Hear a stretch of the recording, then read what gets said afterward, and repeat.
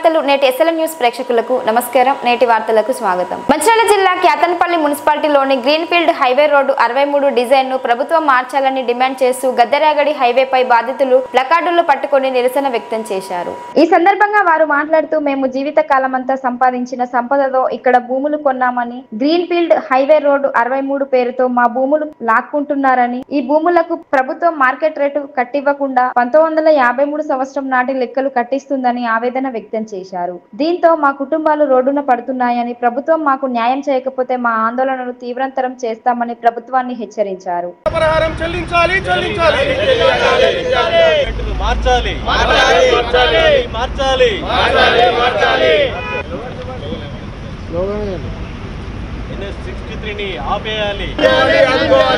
జాతీయ రహదారి అలైన్మెంట్ ను మార్చాలి.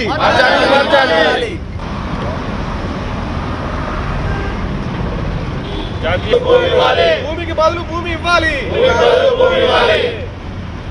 భూమికి బదులు భూమి నష్టపరిహారం చెల్లించాలి.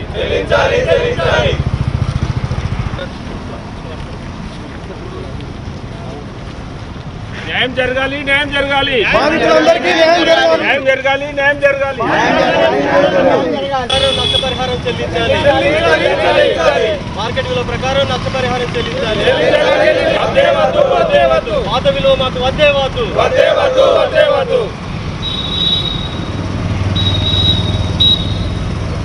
న్యాయం చేయాలి. న్యాయం చేయాలి. న్యాయం చేయాలి.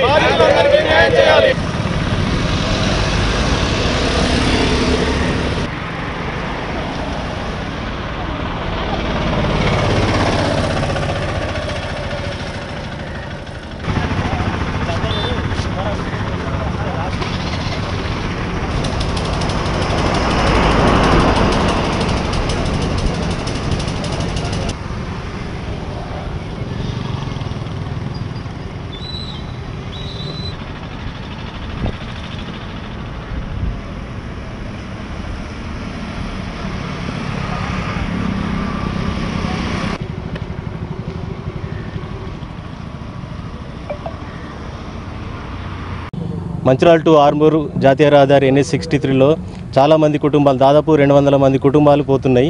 ఇప్పటికే 3 సార్లు అలైన్మెంట్ మార్చారు ఎవరో పెద్దల పలుకుబడితోటి. అది మాకు సమ్మతం కానే కాదు. వాళ్ళు ఇచ్చే అమౌంట్ నష్టపరిహారం కూడా చాలా తక్కువ ఇస్తున్నారు. గజానికి 300 చొప్పున ఇంటూ 3 టైమ్స్ అంటే 1000 రూపాయలు మాత్రమే ఇస్తున్నారు. దాదాపు ఇక్కడ 15,000 నుంచి 20,000 నడుస్తుంది. అది ఎప్పుడు సమ్మతం కానే కాదు. ఓపెన్ కాస్ట్ పోతే వాళ్ళకి ల్యాండ్ ఇస్తున్నారు, వేరే దగ్గర ల్యాండ్ ఇస్తున్నారు, నష్టపరిహారం భారీగా ఇస్తున్నారు. ప్రాజెక్టులు పోయినా కూడా నష్టపరిహారం బాగా చెల్లిస్తున్నారు. కానీ ఇక్కడ మాత్రం ఎక్కడదో పాతకాలపు చట్టాలను తీసుకొచ్చి మా మీద రుద్దుతున్నారు. ఆ సమ్మతం కానే కాదు. ఇంతకుముందు అందరి అధికారులకు, ఎమ్మెల్యే గారికి అందరికీ వివరించాం. మేము వాళ్ళ నుంచి ఏ రెస్పాన్స్ రాలేదు. మళ్ళీ ఒకసారి వినేస్తాం. వాళ్ళే మమ్మల్ని ఆదుకోవాలి. మేము ఎక్కడికైనా తెగిస్తానికి సిద్ధంగా ఉన్నాం. ఈ యొక్క ఆర్మూర్ మంచిర్యాల జాతీయ రహదారి 63వ జాతీయ రహదారిని ఎన్నో రకాలైనటువంటి అలైన్మెంట్ మార్పులతో అమాయకులైనటువంటి ప్రజలను నష్టపరిచి మాకు ఆత్మహత్య శరణ్యంగా ఉండే విధంగా మమ్మల్ని రోడ్డుకి ఇడ్చినారు. యాక్చువల్గా ఈ యొక్క అలైన్మెంట్ మొదట ఈ యొక్క MNR గార్డెన్ బ్యాక్ సైడ్ నుంచి ఈ యొక్క అమ్మ గార్డెన్ గ్రీన్ సిటీ మీదుగా వెళ్ళేది. అటువంటి దాన్ని పెద్ద చేతులు మారి అలైన్మెంట్ మారి తద్వారా అమాయకులైనటువంటి ఎంతోమంది కార్మికులు ఇక్కడ ఉన్నారు. ఈ కార్మికులు బొగ్గుబావిలో పనిచేసి వాళ్ళ ప్రాణాలకు తెగించి రూపాయి చేరవేసుకొని సంపాదించినటువంటి వాళ్ళ పిల్లల పెళ్ళిళ్ళ కోసము లేదా పదవి విరమణ అనంతరం మనం ఇక్కడ జీవించవచ్చు అనేటువంటి ఉద్దేశంతో ఈ ప్లాట్లు కొనుక్కుంటే ఈ ప్లాట్లన్నీ కూడా ఈ యొక్క ఈ జాతీయ రహదారిలో పోయి మాకెంతో నష్టంగా ఉంది. అదేవిధంగా ఇప్పుడు ఈ యొక్క నష్టపరిహారం కూడా మరీ దారుణం. 1956 చట్టం అంటే ఎప్పటిదండి? ఎప్పుడో మూలనున్నటువంటి చట్టాలను ఇప్పుడు పెట్టి 1956 చట్టం ప్రకారం మాకు నష్టపరిహారం కనీసం ఇప్పుడు మార్కెట్ విలువ ఇక్కడ ఉన్నటువంటిది 1100 అంటే ఎంత 300 కట్టిస్తున్నారు. యాక్చువల్గా మార్కెట్ వాల్యూ అంటే జనరల్గా కొంటే ఇక్కడ ఒక ప్లాట్ వచ్చేసి 20,000 గజం అంటే ఒక 200 గజాల ప్లాట్ విలువ 40 లక్షలుగా ఉంది. కానీ 2 లక్షలు కూడా రావడం లేదు. ఇది మరీ దారుణం. దీని అందరూ కూడా స్థానిక ఎమ్మెల్యే మరియు శాసనసభ్యులు వివేక్ వెంకటస్వామి మంత్రి గారికి దృష్టికి మరియు కలెక్టర్ గారి దృష్టికి ముఖ్యమంత్రి దృష్టికి కూడా వెళ్ళి మా యొక్క ఈ గోడును ఆలకించి మాకు నష్టపరిహారం సరైనది చెల్లించాలి, లేదంటే ఈ యొక్క జాతీయ రహదారిని రద్దు చేయాలని చెప్పి మేము మేము బాధితులందరం కూడా కోరుతున్నాము. ఎవరు కూడా నిద్రాహారాలు మాని మెంటల్ టెన్షన్తో డ్యూటీకి కూడా వెళ్లకుండా ఇబ్బంది పడుతున్నారు. దయచేసి స్థానిక మంత్రివర్యులు, కలెక్టర్ గారు మరియు ముఖ్యమంత్రి గారు కూడా ఇట్టి విషయాన్ని పరిగణలోకి తీసుకొని మార్కెట్ వాల్యూ పెంచాలి, లేదా భూమికి బదులు భూమి ఇవ్వాలి, లేదా ఈ జాతీయ రహదారిని మొత్తానికి కూడా ఆపేయండి. లేదంటే మేము ఎటువంటి కార్యాచరణకైనా సిద్ధంగా ఉంటాం. దేవీ శరన్నవరాత్రుల ఉత్సవంలో భాగంగా శనివారం పాత మంచిర్యాల రామలింగేశ్వర ఆలయంలో మహాచండీ యాగం ఘనంగా నిర్వహించారు. వేద పండితులు బుడి అరుణ్ శర్మ ఆధ్వర్యంలో 40 మంది వేద బ్రహ్మణులు 27 హోమగుండాలలో యాగాన్ని 108 జంటలతో అత్యంత భక్తి శ్రద్ధలతో నిర్వహించారు. రామాలయం, శివాలయం ఆలయ కమిటీ యాగ నిర్వహణకు ప్రత్యేక ఏర్పాట్లు చేశారు. వర్ష ప్రభావంతో ఇబ్బందులు లేకుండా చలువ పందిళ్లను ఏర్పాటు చేశారు. మహాచండీ యాగంతో గ్రామంలో ఆధ్యాత్మిక వాతావరణం సంతరించింది. కార్యక్రమంలో ఆలయ కమిటీ సభ్యులు, భవానీలు, గ్రామ పెద్దలు అధిక సంఖ్యలో భక్తులు పాల్గొన్నారు. పూజ అనంతరం అన్నప్రసాద వితరణ నిర్వహించారు.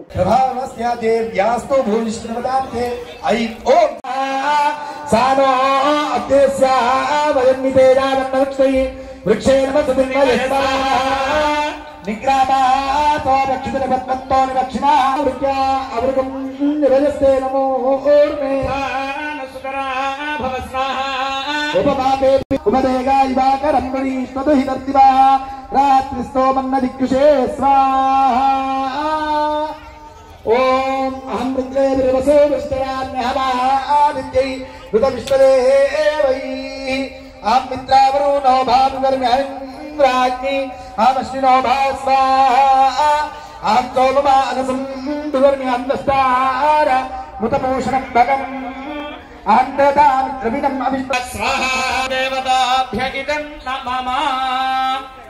అమ్మలో కారుణ ఉతకడ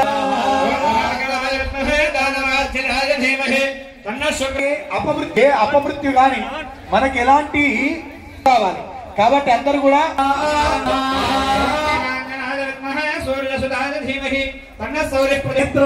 మన నాడీ వ్యవస్థ కావడానికి కాబట్టి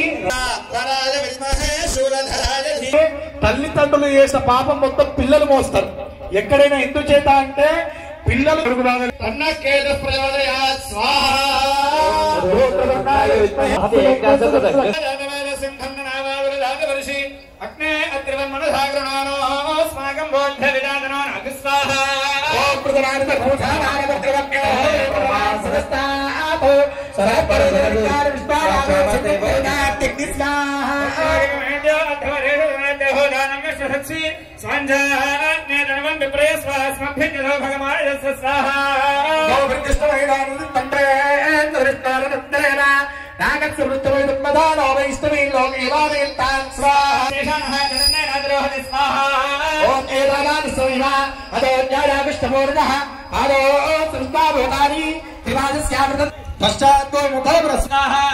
ఓం సత్తా అబద్ధం పురుషం పవిత్ర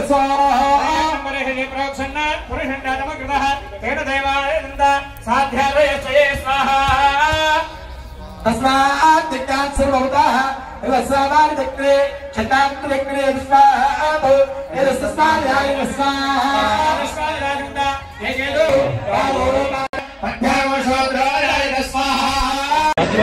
మొట్టమొదటిసారిగా 108 జంటలతోని 27 హోమగుండాలతోని మహాచండీ యాగాన్ని వేద పండితుల చేత జరిపించడం చాలా సంతోషంగా ఉంది.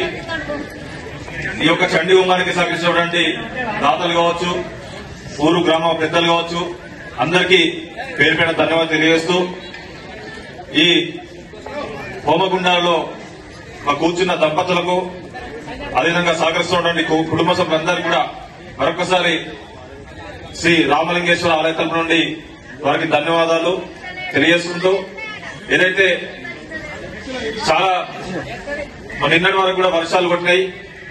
ఈ యొక్క హోమ సందర్భంగా మరి మాకు 8 గంటల వరకు కూడా వర్షం కొట్టి మరి ఇప్పుడు ఏదైతే హోమం స్టార్ట్ అయిన తర్వాత ఆ వరను కరణించినందుకు మరి ఆ కనకదుర్గ మాతకు అందరూ కూడా మరి శ్రద్ధ సర్వదా సతదా రుణపడి ఉండి వారి కృపకు మరి అమ్మవారి కృపకు పాత్రగా ఉండాల్సిందిగా కోరుకుంటూ ఈ యొక్క మహాచండీ యాగానికి సహకరించినటువంటి ముఖ్యంగా ఎదుమిత్రులు కావచ్చు, అయితే అన్నదానికి సహకరించినటువంటి దంపతులు కావచ్చు, ప్రతి ఒక్కరికి పేరు పేరున ధన్యవాదాలు తెలియజేయడం జరుగుతోంది. మంచిర్యాల జిల్లా చెన్నూరు నుండి వేమనపల్లి వెళ్లే బస్సు ఎక్కడానికి ప్రయత్నిస్తున్న మహిళ బస్సు వెనుక భాగంలో ఉండడంతో బస్సు రివర్స్ తీసుకునే క్రమంలో మహిళ కాలుపై బస్సు ఎక్కింది. రావిచెట్టు బస్టాప్ వద్ద జరిగిన ఈ ఘటనలో దస్నాపూర్ గ్రామానికి చెందిన ఓలా నవీషా అనే మహిళ కాలు తీవ్రంగా గాయమై ఫ్రాక్చర్ అయింది. స్థానికులు స్పందించడంతో వెంటనే చెన్నూరు ప్రభుత్వ ఆసుపత్రికి తరలించారు. మెరుగైన చికిత్స కోసం మంచిర్యాలకు తరలించారు.